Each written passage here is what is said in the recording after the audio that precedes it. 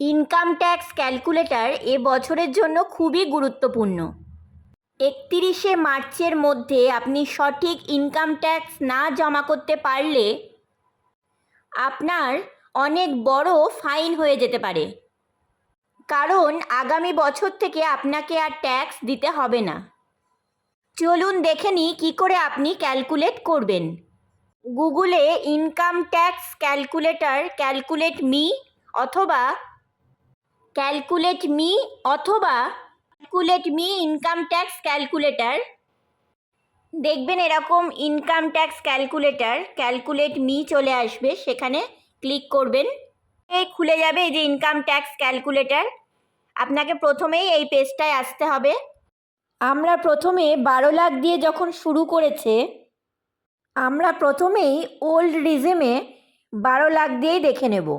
Gross income আমরা 12 লাখ দিচ্ছি। তারপর আমাদের সেকশন 80C ডিডাকশানে আপনি যা জমিয়েছেন এখানে ম্যাক্সিমাম 1.5 লাখ টাকা ছাড় পাবেন।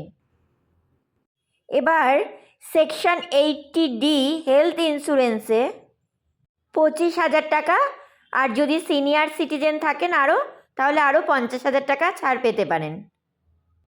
এবার HRA এক্সামশানে আপনার হাউস রেন্ট, যদি কারোর বাড়িতে যদি আপনি রেন্টে থাকেন তাহলে 50,000 টাকা অবধি আপনি ছাড় পাবেন, কিন্তু অবশ্যই আপনার স্লিপ থাকতে হবে। এবার আসছি হোম লোন ইন্টারেস্টে। হোম লোন ইন্টারেস্টে আপনার এখানে সর্বোচ্চ 2 লাখ টাকা ছাড় পাওয়া যেতে পারে।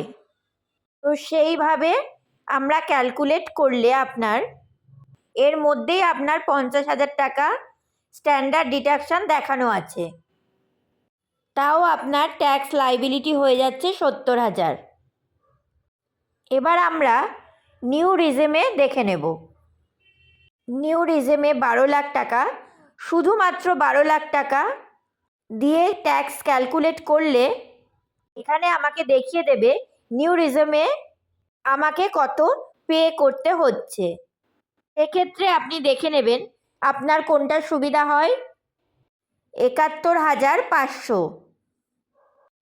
এবার ওল্ড রিজেম বা নিউ রিজেম যেটাই আপনি চুজ করবেন, আপনি মনে রাখবেন আপনাকে কিন্তু 31 মার্চ মানে 31শে মার্চের মধ্যে আপনাকে পে করে দিতে হবে।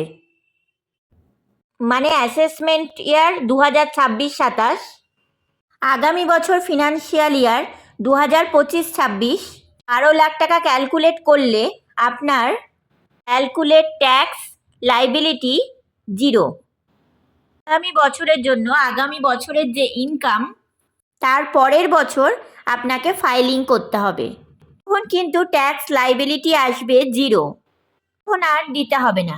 কিন্তু এই বছর 31শে মার্চের মধ্যে আপনি সঠিক ট্যাক্স যদি না পে করে থাকেন, কিন্তু আপনার ট্যাক্স রিটার্নের সময় আপনাকে খুবই সমস্যায় পড়তে হবে।